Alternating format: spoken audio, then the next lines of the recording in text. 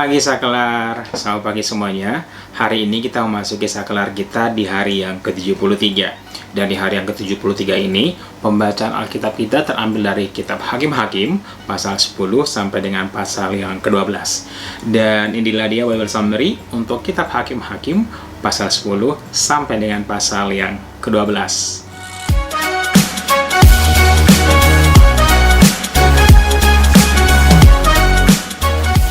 Pada kitab Hakim-Hakim pasal 10 diceritakan, setelah Gideon mati, maka bangkitlah seorang pemimpin atau seorang hakim atas bangsa Israel. Namanya adalah Tola bin Pua bin Dodo. Tola ini menyelamatkan bangsa Israel dan menjadi hakim atau pemimpin atas bangsa Israel selama 33 tahun. Kemudian dilanjutkan dengan judul perikop Yair.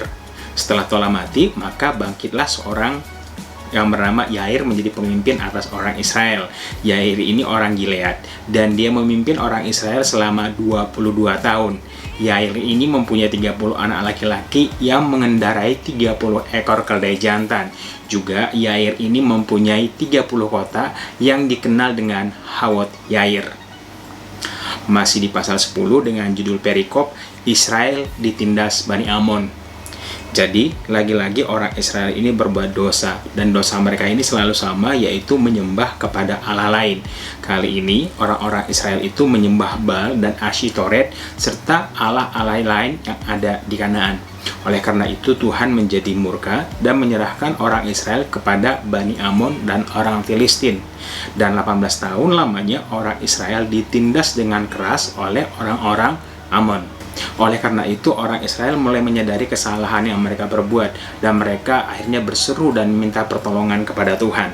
Tapi kali ini Tuhan tidak langsung menolong orang Israel, tetapi Tuhan sempat menolak karena mengatakan Tuhan telah memimpin orang Israel keluar dari Mesir, mengalahkan Sihon Raja Amori dan juga Og Raja Basan, dan memberikan tanah Kanaan kepada mereka, tetapi mereka malah beribadah kepada Allah lain. Oleh karena itu Tuhan mengatakan lebih baik kalian meminta pertolongan kepada Allah yang kalian sembah itu saja. Tetapi orang Israel tidak berpatah semangat. Mereka tetap berseru kepada Tuhan dan meminta pertolongan kepada Tuhan, serta menyatakan, kalau Tuhan mau lakukan apapun terhadap kami, terserah Tuhan. Yang penting kami berseru kepada Tuhan. Dan orang Israel tidak hanya sampai di situ saja. Orang-orang Israel menjauhkan segala Allah-Allah asing yang ada di tengah-tengah mereka dan kembali beribadah kepada Tuhan. Oleh karena itu Tuhan hatinya menjadi luluh. Diceritakan juga setelah kejadian ini, orang-orang Amon bangkit akan berperang melawan orang Israel. Orang-orang Amon berkumpul di Gilead, sedangkan orang-orang Israel berkumpul di Mispa. Dan terjadilah di antara orang-orang Gilead, mereka mencari pemimpin yang akan maju menghadapi Bani Amon. Kemudian para tua-tua berkumpul dan membuat satu buah keputusan, siapapun yang berani maju duluan menghadapi Bani Amon, maka dia akan menjadi kepala atas seluruh orang Gilead.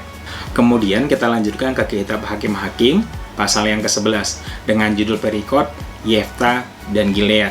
Diceritakan Yefta adalah seorang Gilead yang gagah perkasa. Tetapi sejarahnya, Yefta ini adalah anaknya Gilead dari seorang wanita sundal.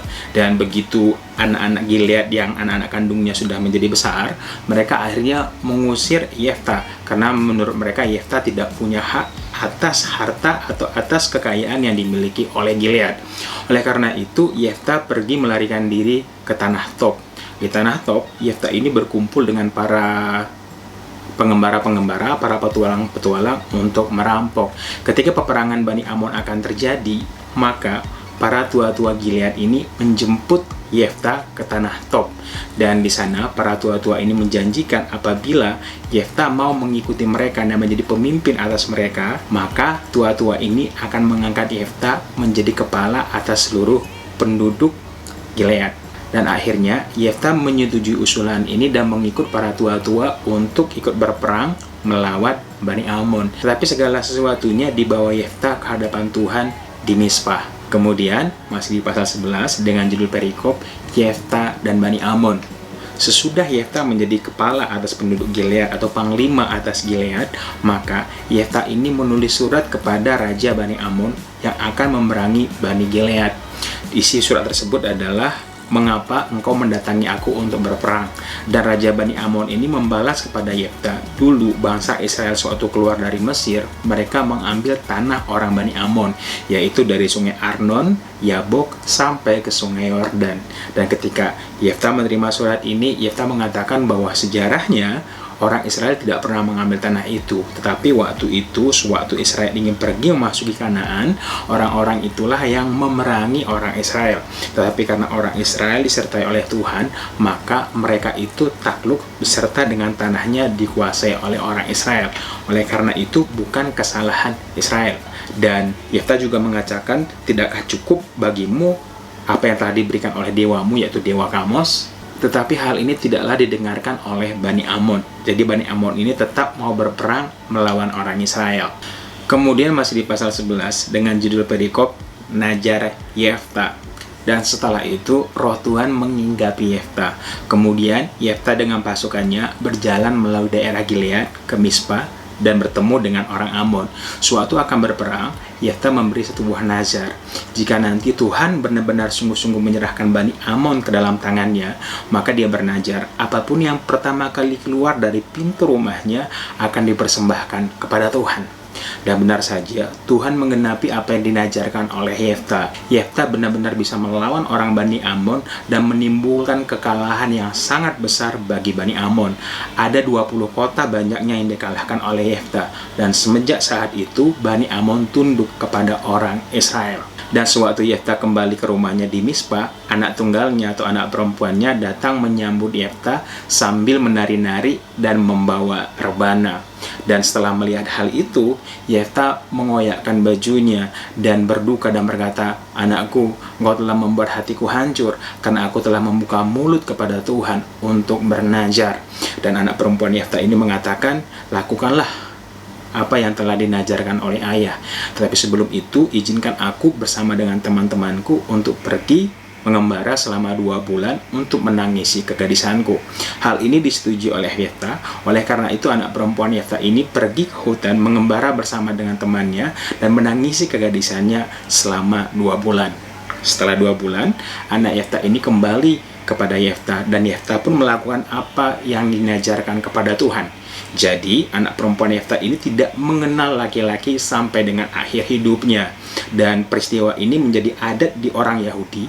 Oleh karena itu, di orang Yahudi, di 4 hari dalam setahun, gadis-gadis Yahudi akan menangisi anak Yefta.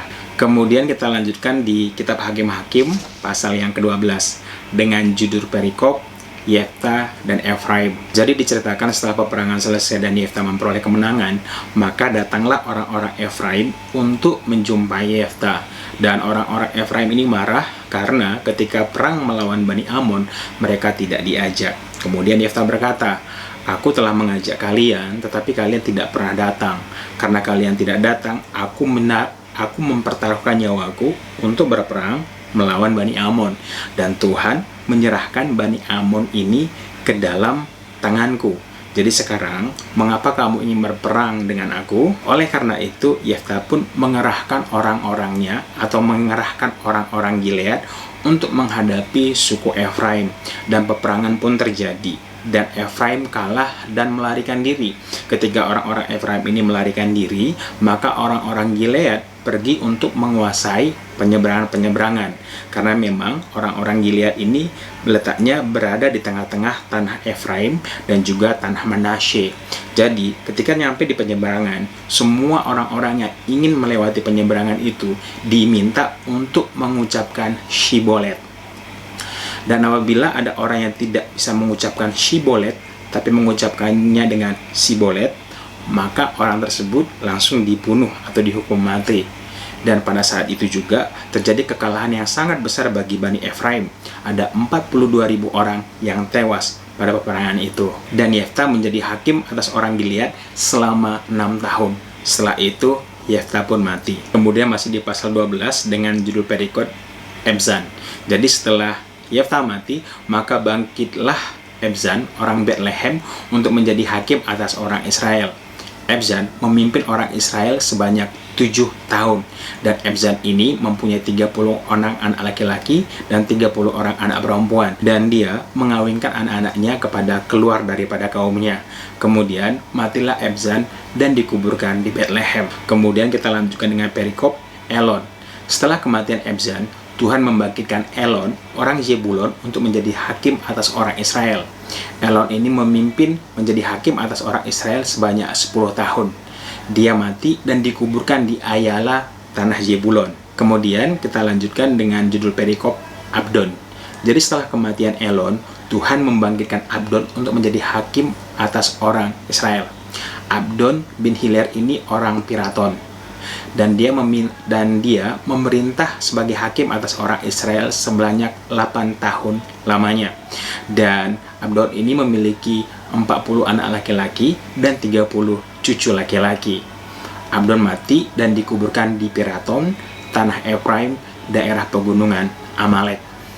Jadi, itulah dia Bible Summary untuk kitab Hakim-Hakim, pasal 10 sampai dengan pasal yang ke-12. Dan sekarang waktunya kita masuk ke dalam renungan kita di video berikutnya.